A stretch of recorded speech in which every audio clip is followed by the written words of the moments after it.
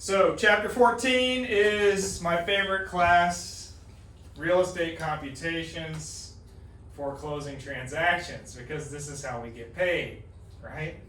We want to have this. So we talked about mortgages. We're going to have mortgage taxes in here, stamps on deed, stamps on note, tangible taxes. We're going to talk about profit. We're going to talk about commission calculations.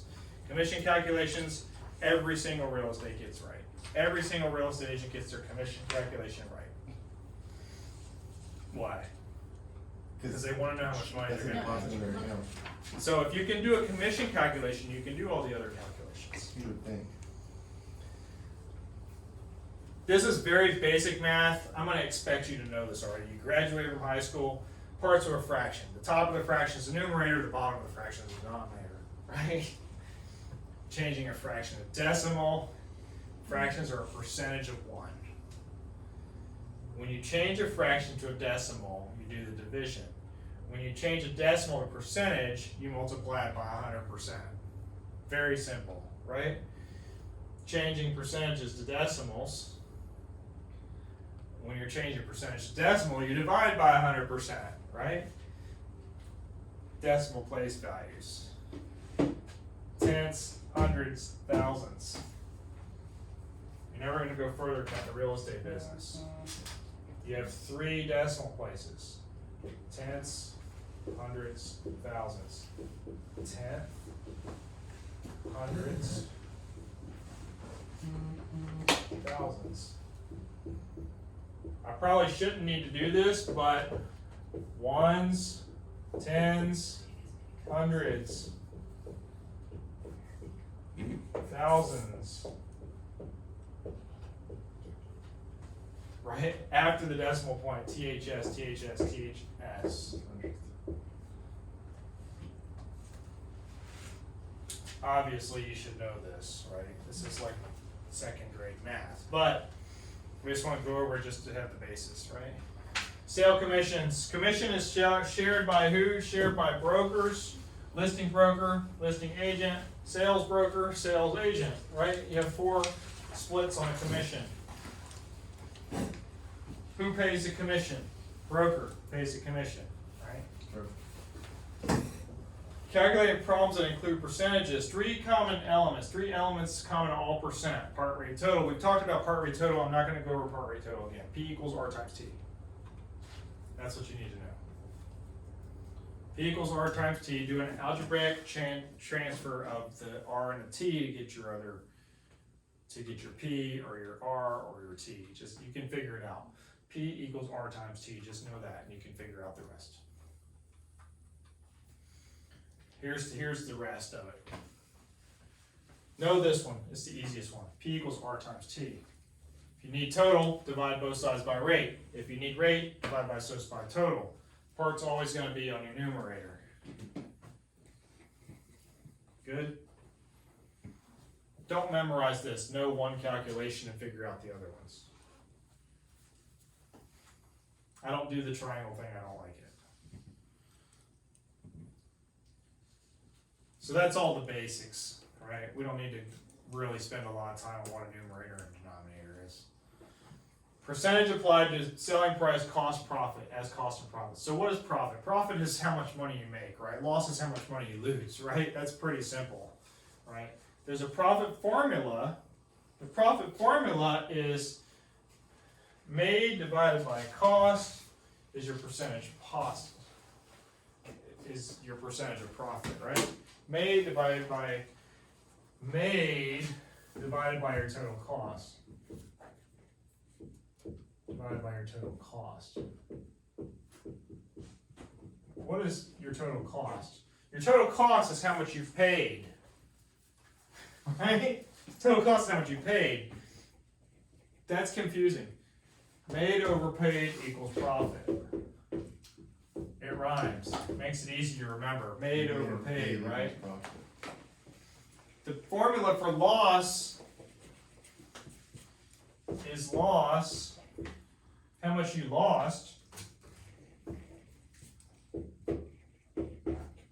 over how much it cost.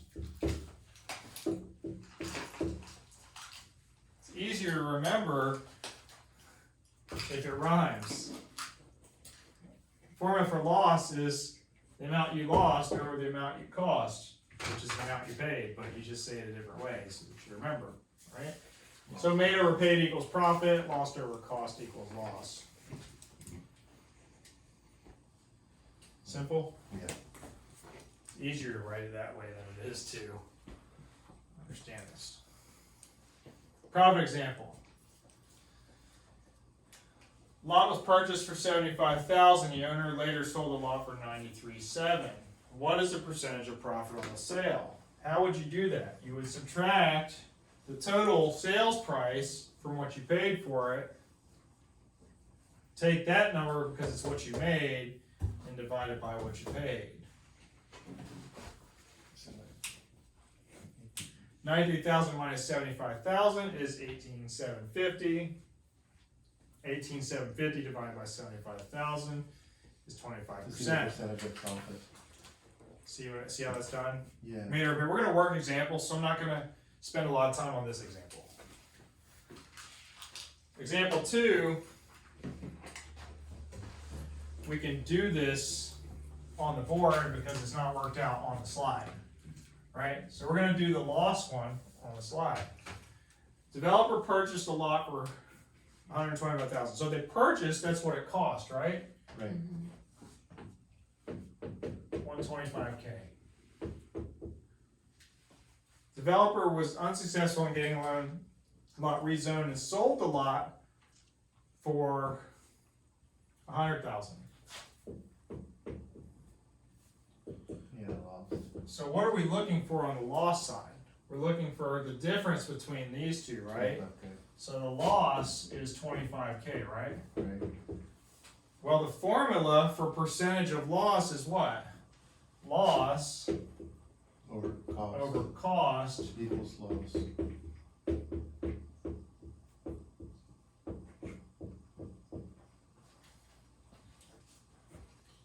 $25 divided by 125 is the same as 1 over 5, which is 20%. Easy, right? That's super easy. I love that. So easy. But you have to understand how to label this so that you get it right. Yeah. There's a solution right there. 20%. Does that make sense? Yeah. So this real estate math is easy, but it's going to get more difficult towards the end of the chapter. Great. Example 3, it's already on here, so I'm not gonna do that. A lot sold for $35,000, making 25% profit. What is the cost of the lot? 100% cost plus the profit would be what this number is, right? So 100% plus the profit would be the total dollar amount, right? We're going to work the book problems so that you can understand it. Selling price is 125%, which is $35,000. You divide the $35,000 by 1.25 and you get the $28,000 cost. They made a $7,000 profit because they're now at 125%. This is confusing. We'll explain it when we're working on a piece of paper, okay? So we're given the final price and we're given the percent of profit. So we have to remember it's a part rate total question. So we have to figure out what we're looking for. Let's do it in that terms. We're given the total, we're given the rate. We have to know that the total would be 100% plus whatever the rate of return was, right? If this was a loss, we would do 100% minus 25. But because it's profit, we're going to add it, right? Because we made money. So this is your total, this is your rate, this is your part. Still a part rate total question. This is confusing because it's backwards. Yeah. So then we have this whole preliminary steps to closing, right? So when we get a contract, and I don't know why it's in this chapter, it should be in the real estate contracts chapter, but it's here, right? So we get a contract, it's in the wrong chapter, okay? We're gonna go over it, but it's in the wrong chapter. Earnest money is deposited. The reason it's in this chapter is because we're calculating commissions. Earnest money is deposited, right? Additional deposit is required in a contract, right? So this is supposed to be the order that it's done in. This is not correct. So earnest money deposit is usually 3 days after closing. So day 3 is earnest money deposit. I'm just gonna put EMD, earnest money deposit, okay? Loan application is usually by day 5.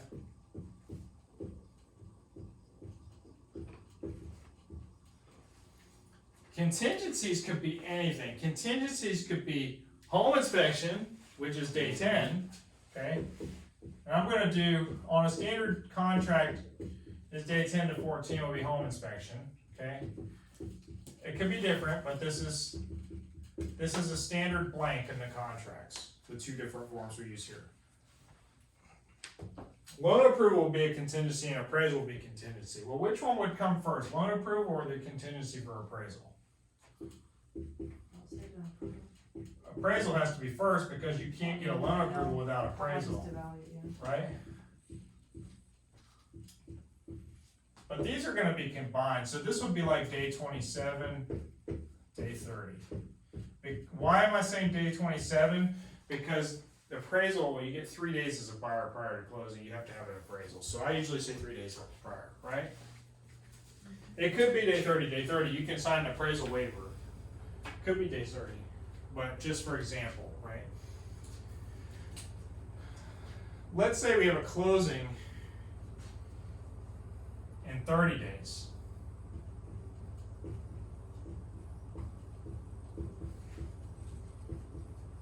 If we have a closing in 30 days, title insurance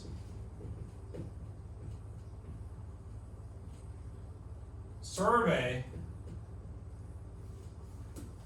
for day 20 or 25, depending on the contract. Okay. If we are closing in 60 days,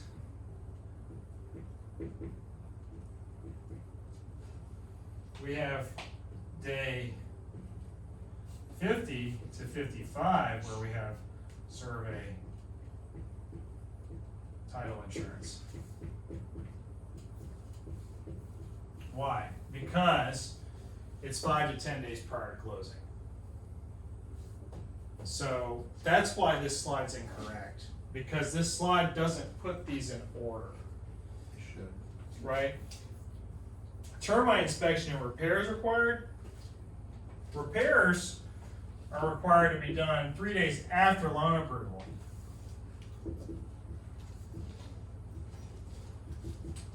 Repairs are done 3 days after loan approval.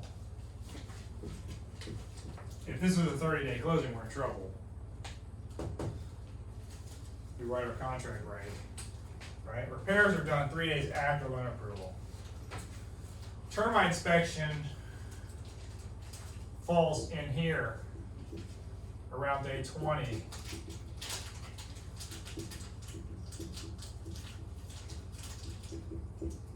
This is the actual timeline for closing, not what's on here.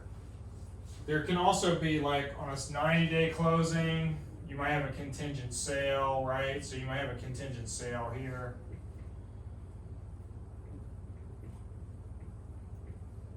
Day 60. Right? So but this is wrong. My whole point is this is wrong. This is the process for contingencies. What will be on the exam? Anything? None of this. You just need to know the basic steps, right? Gotcha. So let's not spend a lot of time on it. But that, just for your knowledge, these are the steps to closing. This is how you get to closing. Can I take a picture of that or no? Yeah, if you want, I don't care. I mean, I know what it takes, but just for the record. Well, in your case, it would be, okay, I'm gonna put the earnest money in, and I'm gonna have an assignment clause, and I'm gonna give this thing down here, day 30, I'm gonna market it, and then I'm gonna get it under contract, I'm gonna sell it, and I'm gonna do the assignment down here, and it's gonna be 45 to 70 days, and we'll be done. 40 days, that's done. Well, you know what I'm saying, depending on how long it takes to get a buyer, but it's a little different. But this is how it would work in a normal 30 to 45 day closing, not a In the 60. real estate world. Being licensed. Primary steps, you have to get homeowner's insurance, closing docs to review, pre-closing inspection. This walkthrough happens here, right before closing. So if this is a 40-day closing, you're gonna walk through on day 37 or 37 to 39, walkthrough. Why are we not doing walkthroughs the day before or the day of closing? Why would we not want to do that? Because if the repairs aren't done, we now have to push the closing back.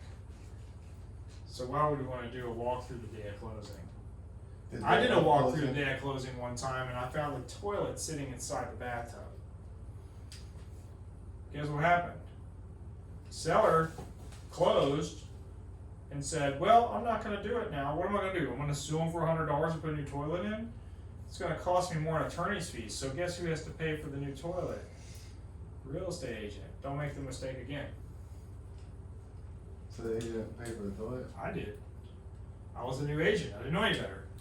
This was 20 years ago almost. I didn't know any better, so I paid the $100. Give me a plumber out there.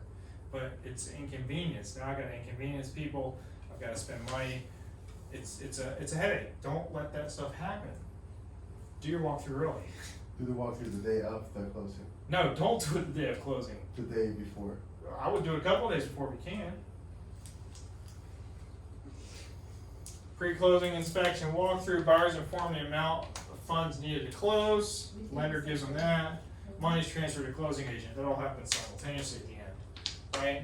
Then we have these things called prorated expenses, right? Prorated expenses is really what we're worried about when it comes to closing, is that's who's gonna pay what, who's gonna pay the fees, right? Who gets credits, who gets debits, that's the most important part. Probate expenses. I'm gonna talk about probate, that's a different course.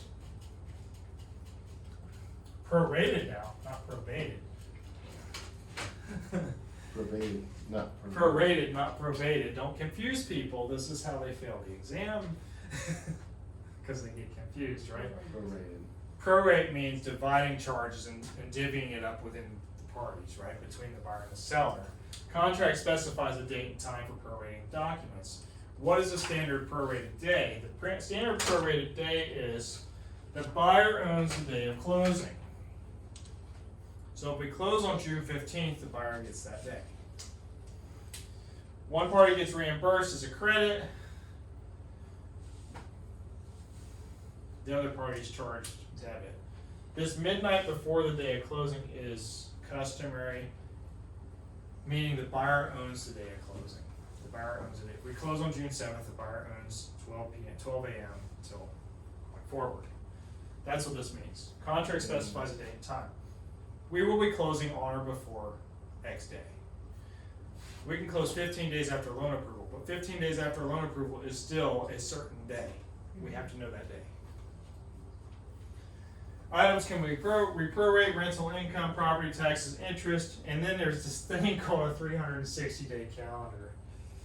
So we have two different calendars. So the question might say, prorate the taxes based on a 360-day calendar. So normal calendar, 365 calendar, 360 calendar. There's two different calendars. And we have 12 months in a year. We have January, we have February, we have March, April, May, June, July, August, September, October, November, December, right? That's our months, right? On a 30-day calendar, there's 30 days, a 360-day calendar, there's 30 days in every month.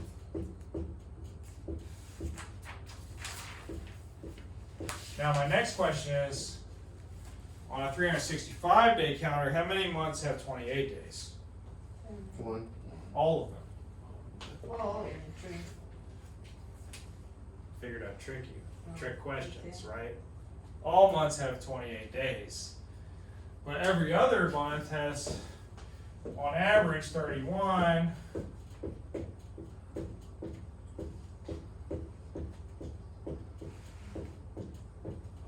How do we know which ones are which? Well, you put your knuckles together and you start left to right. January, February, March, April, May, June, July, August, September, October, November, December. The knuckles are 31 days. The valleys are 30 days. It's the easiest way to remember it, so you can do it on your hands. Or you can say 30 days has September, April, June, and November. All the rest are 31 except for February, which is 28. Leap year having 29. You can memorize that. But it's easier to just look at your knuckles and say, January has 31, February 28, March 31, April 30, May 31, June 30, July and August 31, September 30, October 31, November 30, December 31, right? And it works because you have the two 31s right here, which are your two knuckles together. So July and June and July, there's June has 30, July and August have 31. See it? Yeah. But 30-day calendar, every month has 30 Every month. days, including February. So just remember that if you look at it. Does that The make sense? 365 will have the actual date. So the question will say, prorate the taxes based on a 360-day year or month, 360-day method, and you have to know that February has 30 days. Or it may say, prorate the taxes on a 365 calendar, and it's May 17th, right? So then you're going to know there's 120 days here, and then there's another 17 there. You're going to get it wrong if you don't get the right calendar, because they're going to give you the answer with the 1 day difference. I promise you. I've seen both questions on the test. That's what prorations are. We're not going to talk about this interest and all that stuff, but on an assumed mortgage, you would prorate the interest per day. So we have to know if taxes are paid in advance, or we have to know if they're paid in arrears, or we have to know if HOA is paid in advance or if it's paid in arrears. Property taxes, and this is generally speaking, property taxes are paid in arrears. What does that mean? That means it's billed January 1st, but we pay it sometime later in the year. Taxes are paid in November, but they're billed January 1st to December 31st. So January 1st to November 1st are paid in arrears. November 1st to December 31st are paid in advance. So you have to make sure you look at the day of closing to know who gets credited what, right? So unpaid property taxes are a credit to the buyer and a debit to the seller. You have to remember that.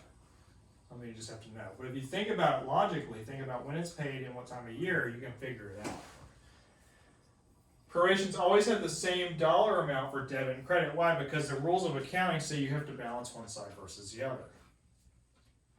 They're offsetting entries. So here we are. Annual property taxes are $3,840. So we know annual taxes are $3,840, right? The day of closing is June 15th. So let's do how many days that is. January, Feb, March, April, May, and then for June, the buyer owns that day, right? So that means it's 14 days for June, right? Because the 15th day is charged to the buyer. 14 days for June, 31 days for May, April's 30, March is 31, February is 28, and January is 31. We're never going to have a leap year in questions. We'll never have a leap year. These three equals 90, these three equals 75. So 165 days. So how do we figure out how much is the proration? Just know my math is right. So you take 3840 and you divide it by what? 160. No? You have to get the daily taxes. So you have to do it daily. So it's divided by 365. That's where this calendar is. Right? What do you get for that? It's like $1 something, or $10 and something cents. 10.52. 10.52. Don't round in your calculator. Multiply that by 165 days, and you get 1900 10.52 times 165 is Yeah, yeah, is 1,735. 1735 is Point right. 8, yeah. 0.80. Mm-hmm. That's your number for credit and debit. Credit buyer, debit seller, or credit seller, debit buyer. Which one is it? The buyer owns the day of closing. The buyer is responsible for the full tax bill. So whoever owns the property November 1st is responsible for the full tax So it bill. will be a new buyer. So the new buyer gets it because the new buyer pays the whole bill. Mhm. The seller has to credit part of the bill. Right. So it would be a debit to the seller and a credit to the buyer because of when it closed. If this closed in December, it would be this way because the seller would have already paid it. So what I always say is whoever pays the money gets the money. Whoever pays the money gets the money. So if somebody pays the money, they're paying it to a vendor, they're going to receive the money from the other party. Mm-hmm. That's how I remember. Whoever pays the money gets the money. Does that make sense? Mm-hmm. So if it's HOA and you paid it in advance, then the person who paid it is getting the credit. Whoever pays the money gets the credit. Right, makes sense. It's the easiest way to think about it. That's logical, yeah. Remember that because two of the answers are going to be credit buyer, credit seller. The answers are going to be 1735.80, and then they're going to be the opposite of that, which would be 200 days. So 200 days times that will be like $2,000 and something dollars. So the other one's going to say 2,000 and something dollars. It's going to be credit seller, debit buyer, credit seller. You only have two math numbers, but you're going to have credit debit for both answers. So two of the answers are wrong. If you do the math wrong, you eliminate the two right answers, the two possible right answers. So then you're screwed. We'll work on it. I'll explain how to do this. When you get the answers, I'll explain how to do it without even doing the math. Be easy. So here's your property tax solution. That was 89. I put 80, but 89. Here's your answer. Credit buyer, debit seller. 31, 28, 31 is 90. 90, 30, 31, and 14 is 75. So that's how I got 165 days. Multiply. See how they didn't round it? Mm-hmm. Easy, right? Clear as mud, right? We're almost done with the slides. We can start with the math tomorrow. Prorating paid in advance items. So if you pay in advance, then it's the opposite, right? Whoever pays the money gets the money. Rent is paid on a monthly basis. Rent is paid first of each month. We need to know how they're paid. If the HOA is paid quarterly, we need to know that they're paid quarterly. See, that's where it gets confusing, right? The HOA is paid quarterly. So let's just, for example, I'll make the numbers easy, just so it's easy to see. Let's say you have HOA dues that are $300 quarterly. $300 quarterly. When do you pay quarterly dues? You pay them January, you pay them April, you pay them July, and you pay them in October, right? You pay 4 times a year if you pay quarterly. It's the first month, the 4th month, the 7th month, the 10th month, right? So if it's paid quarterly and the seller and the buyer owns, the buyer's day is June 16th. June 16th. How much is the credit? First of all, is it a credit to the seller or credit to the buyer? Buyer. Right? The buyer already paid. No? Seller pays HOA in advance. So they paid it up to through June 16th? So because the seller pays the money, the they seller, get yes. the money. So the credit gets to the seller, right? How much is the credit? Well, $300 a quarter. That means January through March, there's 0 credit, right? there's 0 credit, January through March. I'm gonna use a 360-day calendar to make Okay. it easy.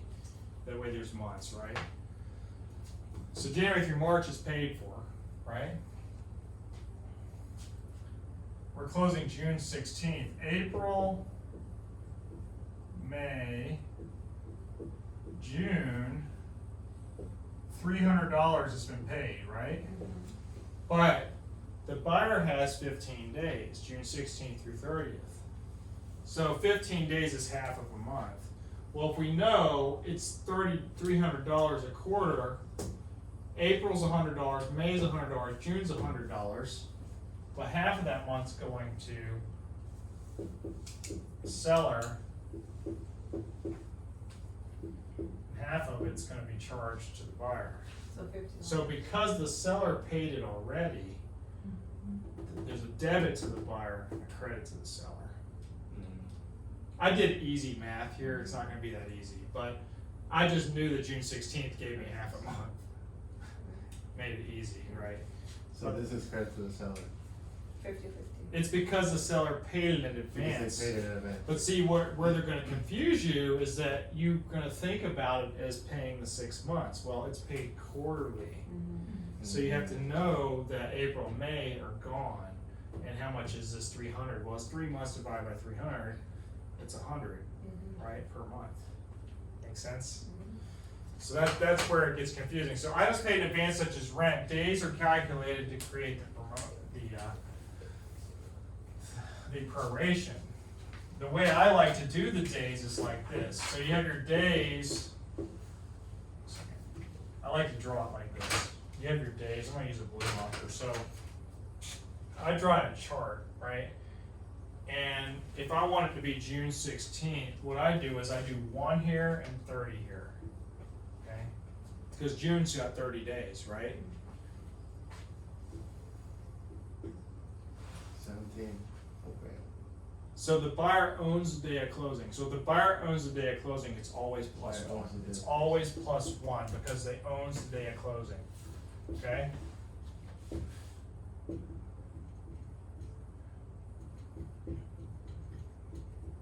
So we always had to figure this out. So the formula is the end of the month, 30 days minus the buyer's day, the date.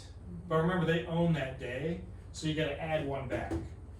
30 minus 17 plus 1 is how many days? 16 days. Always calculate it based on the buyer, and you'll never mess up. So if it was day 4, how many days does the buyer own? 30 minus 4 plus 1. So it'll be 27 days. And if you do the math, why is it 27 days? Because if the buyer owns day 4, the seller is only 1, 2, 3. Yeah. Right? So always add 1 to your calculation, and you'll never get the number of days that they're responsible for. You want to make sure you get this right, because the answers may have 17 and 16 days. Most likely they won't, but they could. I like to draw it here. I'll tell you why I like to draw it, because if I draw this, and this is 31 and this is 1, for example, it's August, and it's August 10th, I try to draw it to scale.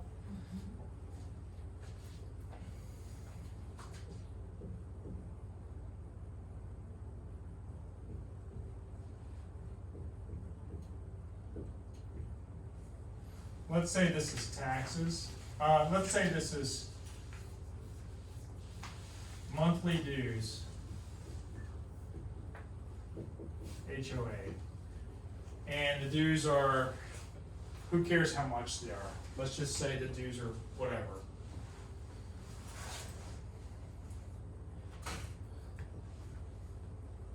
Let's say they're $20 a day, just for example, right? If I have 4 numbers, I'm gonna have credit seller, credit buyer, debit buyer, credit seller, or debit seller. You're gonna have credit seller, credit buyer, debit seller, buyer, debit buyer, debit seller. I don't care what you know HOA is paid in advance. You know that the buyer owns more of the days. That means the larger number has to be a credit to the buyer. No matter what, without doing the math, this is the answer. Does that make sense? Just because of the larger size. Because the buyer owns the larger side, we know that they're crediting because the Credit to the buyer. right or what? I'm sorry, they're crediting. Sorry, this is wrong. They're crediting. Credit buyer, 600 debit. Sorry, it was paid in advance. It's paid in advance. So if it's paid in advance, whoever pays the money gets the money. Credit the seller, debit the buyer. Why? Because the buyer owns a larger portion of the day. The larger portion has to go back to the person that already paid it. So if you have a larger and a smaller number, you pick the larger one and then you figure out which way it goes, left or right. That's how you do it. And you don't have to do the math. No matter what the question is, if it's monthly HOA and the buyer closes on the 10th of the month, the larger number is going to be a credit to the seller. There's only going to be two sets of numbers. So you don't have to know how to do the math, you just have to understand the concept of it. Does that make sense? And we'll work problems so you see that. This isn't gonna be like your only explanation of it. But people get scared of the math, especially on this piece, because you have a lot of decimals and fractions and whatever. It's easier to understand. We're gonna get real confusing, but that's how it's done, right? I don't need to tell you prepaid items are entered as a credit to the buyer or debit to the seller. It depends on a lot of things, right? But buyer's days are used for that. What the hell? Now it's not moving forward again.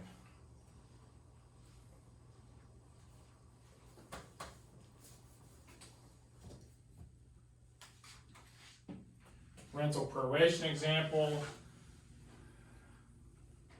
We're not going to do this question for rental proration example. We're going to do other examples. Prorating mortgage. Just know assume mortgage is debit to seller, credit buyer. I'm not going to do this proration example. Interest proration solution, we're not going to do that.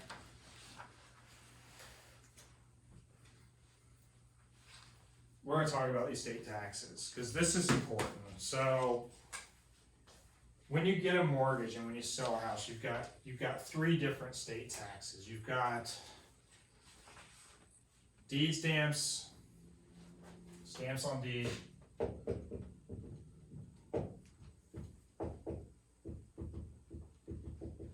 $0.70 per hundred.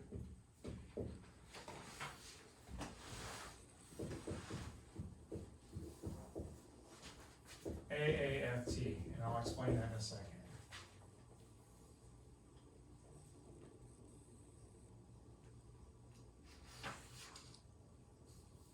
You've got note stamps. These are seller paid, by the way.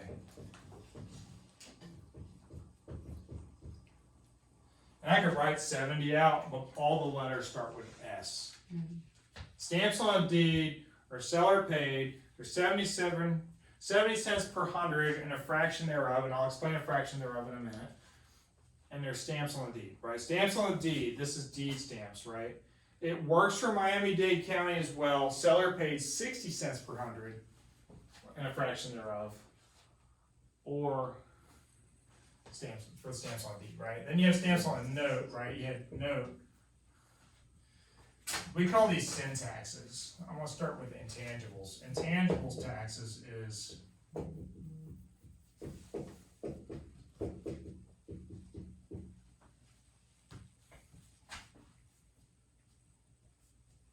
new money only. And I'll explain this in a second. This is at a rate of 0.002 2000s, or $2 per thousand. Right, and then you have notes, which is stamps on your note. This is note stamps is new and assumed mortgages.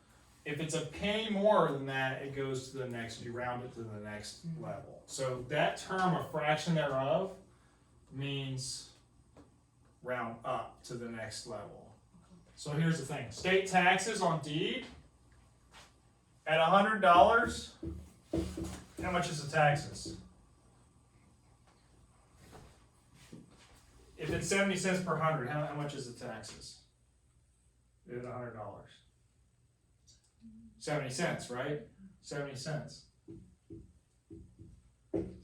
per 100. At $100 and a penny, how much are the taxes?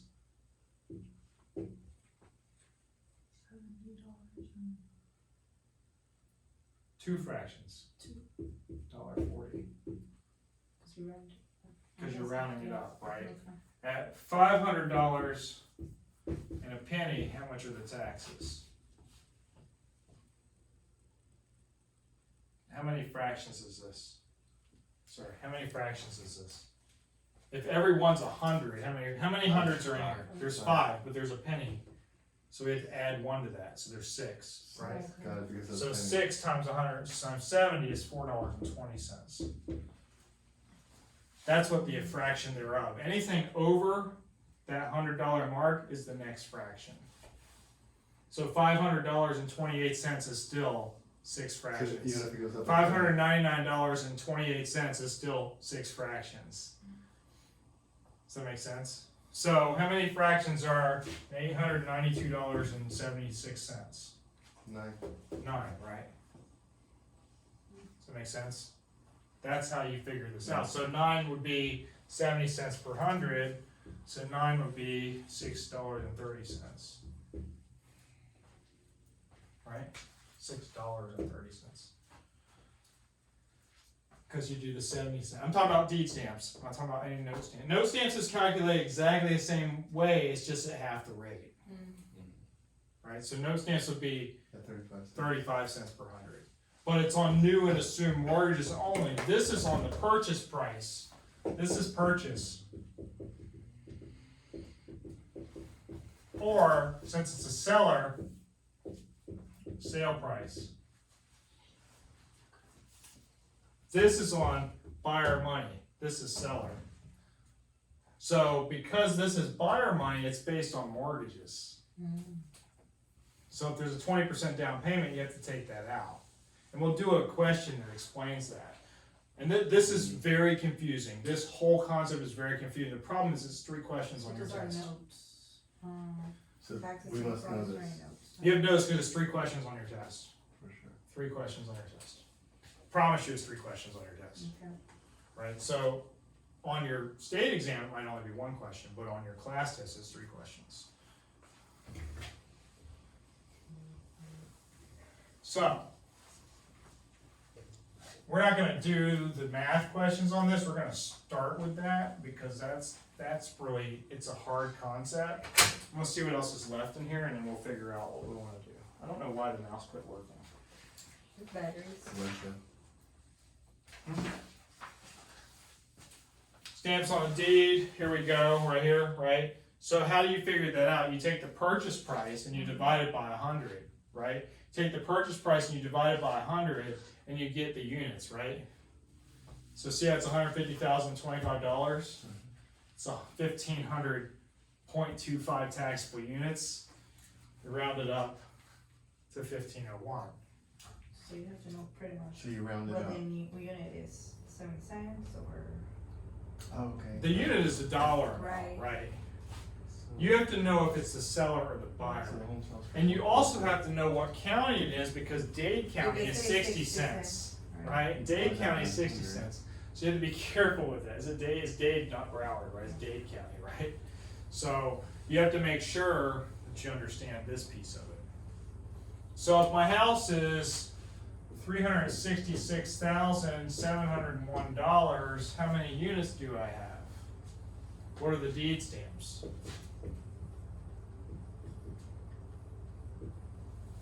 You take 366,701 divided by 100. When you divide by 100, you move the decimal 2 places, right? So you get 3667.01 units equals 3668 units because you round up. So you round up. Anything over, Even a penny. even a penny, Bam. rounds Round up. So everything they taught you in school about rounding up when you're half is wrong when it comes to calculating And that's the taxes. part that throws me Because off the there. government wants to get extra money, so if you go up a penny, you pay 70 cents more in Yeah. taxes. Good profits for them. If you think about how many real estate transactions happen, Oh, yeah. at 70 cents, that's a lot more money for the It is. state. Mm-hmm. Because Crazy. not only are they getting 70 cents from the seller, they're getting 35 cents from the buyer. See what I mean? Mm-hmm. So it becomes a lot. It's over $1 just for a penny. It's over $1. That's a lot. How many times are you gonna give me a penny and take $1? You're gonna take the dollar 100 times, 1,000,000 times, as many times you can do it, because you For wanna sure. make that money. Same thing here, same concept. So that's how the deed stamps are calculated. Note stamps are calculated exact same way. I'm not gonna go over that. We're gonna go over an example tomorrow. Note stamps are the same way. Intangible taxes are based on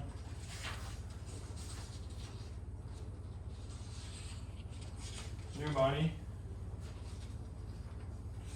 Note stamps is new and assumed money. Intangible is new money only. Tangible is new money. Intangible is new money only. Okay. Intangible. Note stamps is new money and assumed money.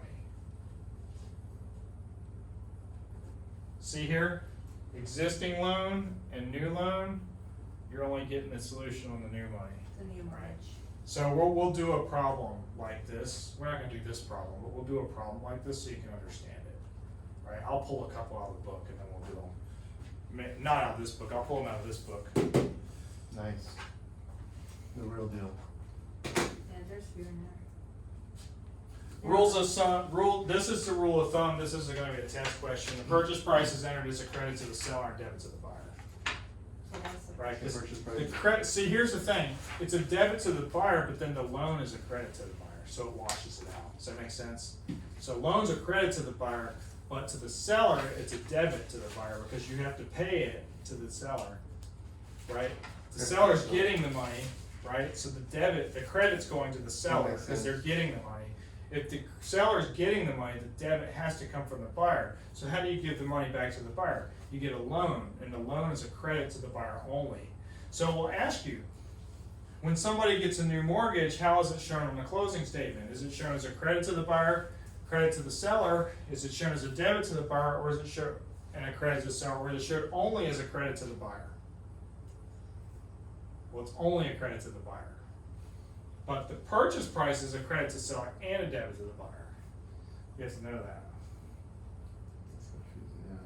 Well, if you think about it, it's not confusing. If you think about it, the money has to go to that person, right? So if Right. you sell a house, the money goes to that person, right? Right. If you sell your house, I give you money because I'm buying it, right? So the seller. So if credit to I'm the giving seller. you money, you're debiting it from me and giving it to you. So Debit you're to the crediting that buyer. person. Credit So to if you the think seller. about it, it's not really that confusing. Yeah. But the loan doesn't get credited to the seller, the loan only gets credited to the buyer to offset the makes sense. accounting piece. If it would help, I can give you a copy of a closing statement so you can see it. I have closing statements, I mean, there's tons of them in the office. Yeah, I've seen quite a few too. In fact, there's 3 or 4 of them sitting on that table in there. So this credit to the seller, debit to the buyer, we're gonna see it on the CD, obviously. Correct. Bam. No, you're gonna see it on the Alta. On the also. CDs are only buyer related. So then you have new purchase money mortgage, remember new mortgage, credit to the buyer.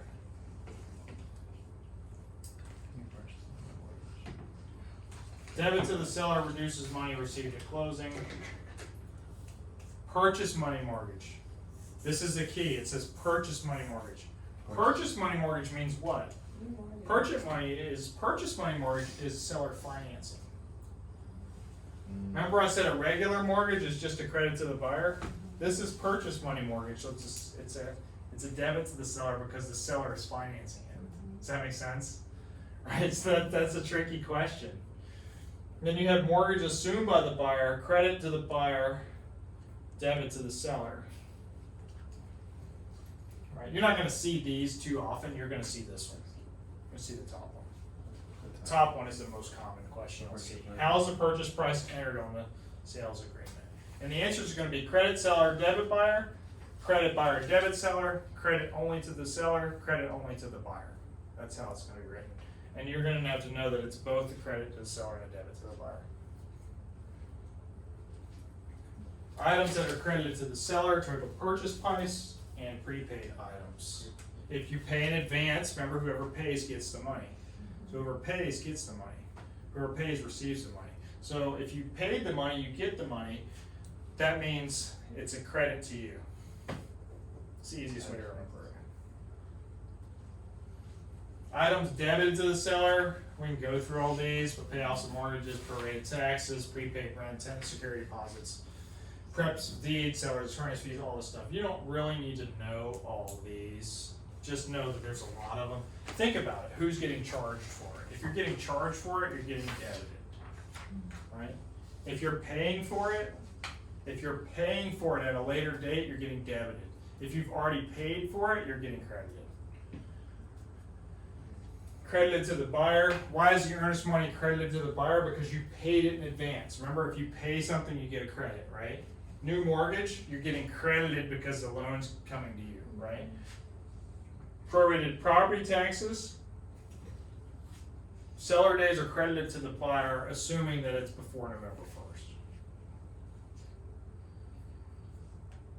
Makes sense? Anything that's transferred to you, you get a credit, right? Debited would be the opposite. Purchase price, state and tangible taxes, anything you're paying, you would get debited. These are the ones that you're most likely to see on the test, right? Total purchase price, credit seller, debit buyer. Only credit columns, only entries in credit columns on the seller side. Purchase price, seller prepaids. See, those are only on the seller side. You see that? Only on the seller side. New purchase money. Purchase money is what? Purchase money is seller financing. You have credit buyer, debit seller. New lender financing, no seller entry, but credit on the buyer's side. Unpaid property taxes before November 1st is a credit to the buyer, debit to the seller. However, if it's after November 1st, this is switched. So you have to think about the days. That's it for that chapter. We will work the problems tomorrow, Thursday, because there's too many things that with the math that gets confusing. And this is one of the harder math concepts, so I don't want to do that when everybody's tired.